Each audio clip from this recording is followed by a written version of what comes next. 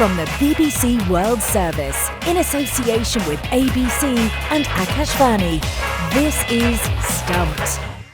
Hello, I'm Alison Mitchell and welcome to Stumped. With me for Akashvani is Charu Sharma, who's in Bangalore, and Jim Maxwell for the ABC is in Sydney. Now, after months of uncertainty, the Asia Cup is underway in the UAE. There had been doubts over the tournament and speculation as to whether India and Pakistan would play each other in the wake of the cross-border tensions between the two countries back in May that disrupted both the IPL and the Pakistan Super League. Well, the two sides are due to face each other on September the 14th, the first of a potential 3 meetings in the tournament. This edition of the Asia Cup is a T20, by the way, as it aims to lead into next year's T20 World Cup to be held in India and Sri Lanka. Now, Charu, at the captain's pre-tournament press conference, every move by the India and Pakistan captains, Suryakumar Yadav and Salman Agha, seemed to be scrutinised to the extent that there was almost this sort of handshake gate moment. But how is this boding for attention on them and the rest of the tournament?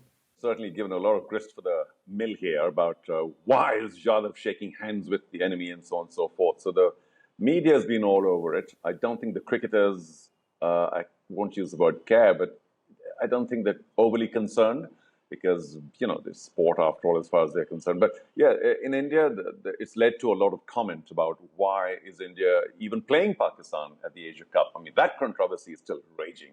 And a large section of the population seems to think they shouldn't. And of course, those who are sporting minded say, well, it's not a bilateral series. There's ICC involved, but and India can't afford to.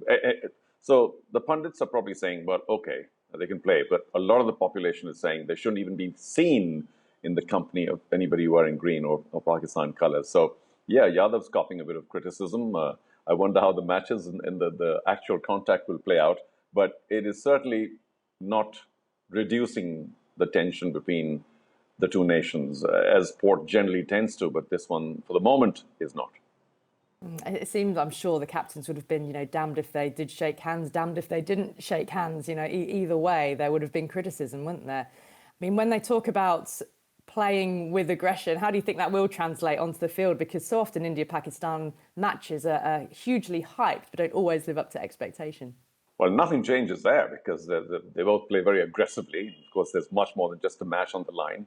And whether, Jim, you like it or not, it is the biggest international rivalry, as has been proved several times in the Pakistan matches. Form would suggest that India are likely to do well.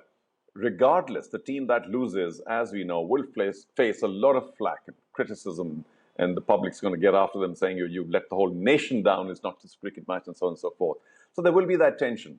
But both play very aggressively, and I don't think it's going to transgress any lines because in a sense they all know each other quite well. I don't expect there to be any kind of physical blow over or whatever, but plenty of aggression otherwise with the bowlers charging up, especially the faster bowlers, almost all the way till the batting crease. The usual signs of aggression in the cricket field, but not beyond that. But this match hasn't sold out, which is curious. Normally India-Pakistan matches fly off the shelves. That happens for sure, and as soon as the match is announced, and this was announced early enough, it's a little curious. The fact is, it's being played in the Gulf, and that stadium takes time to fill up because there's a ticketing cost and so on and so forth, which a lot of the people of a certain financial class cannot afford. The hype will continue to build up, and I must confess, from the Indian standpoint, I've been hearing news reports about how people should not be supporting the match by buying a ticket and attending. I don't know how that goes all the way in the Gulf because in India the sentiment may be pretty high, but in the Gulf it may be a lot lower because Indians, Pakistanis, Bangladesh, they all work together, live together, and there's a lot of camaraderie. So I do think that, and Indians generally tend to be, may I say this, the ones that purchase most of the tickets in most of the cricket grounds around the world. So if the Indians are a little shy, it may not finally fill up. But I'm happy to be proven wrong. I think there will not be a seat vacant eventually. It's interesting to see how that plays out in the Women's World Cup as well when India, Pakistan meet there also.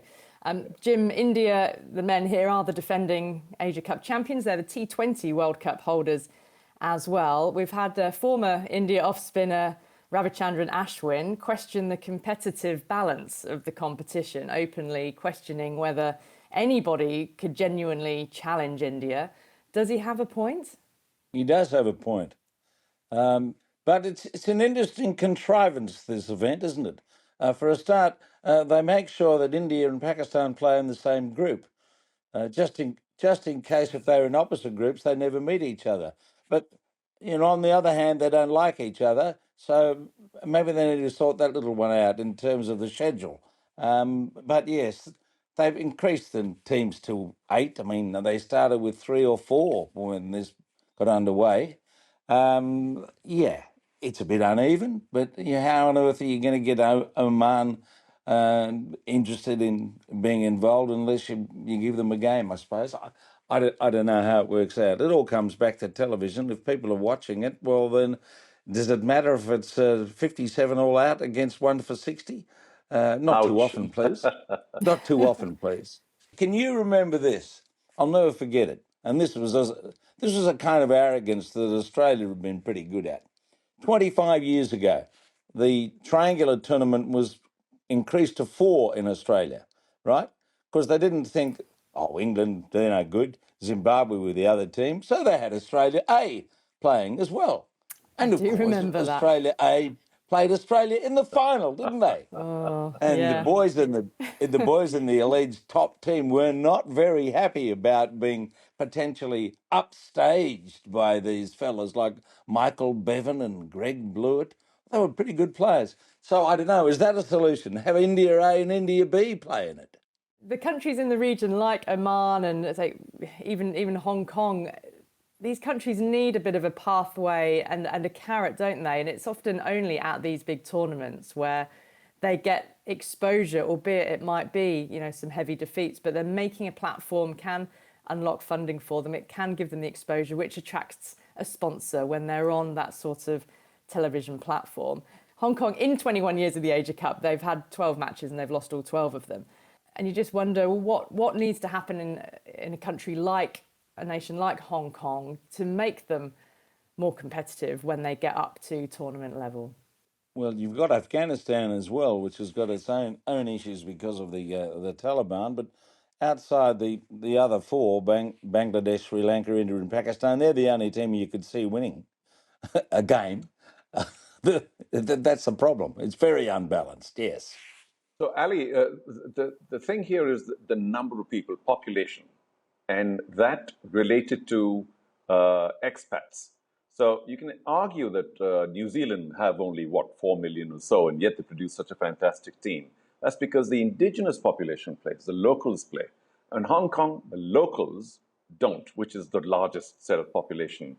Similarly, in Oman, the locals don't, the expats come. The expats are minimal in terms of numbers. If they're going to make up your team, obviously there's virtually no choice. So I do think cricket will take off in countries where the local population plays. I believe the Japanese, the locals, if they start playing as they have, they've made some ACC tournaments, etc. That's the way forward. But you can't force feed that, can you? I mean, you can only hope for the best in terms of pushing the game and hoping that the locals take to it. Yeah, and that requires development, doesn't it? From the ground up, it's getting cricket in schools, having that club infrastructure, encouraging the locals to play, and also then crucially having facilities to support that. I know even amongst Netherlands cricket, that's quite a thing for them. They're playing on matting wickets. It's having ground staff who have the knowledge and the expertise in order to develop and then maintain cricket grounds of the quality that they'll then face, at that top international level. So it's a challenge for all associate nations, isn't it? The development aspects, the financial aspects,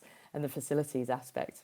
That is all we've got time for on this week's Stumped. So I'll say thanks to Jim Maxwell and Charu Sharma and to all of you for listening, and we'll see you again next week. Until then, bye-bye.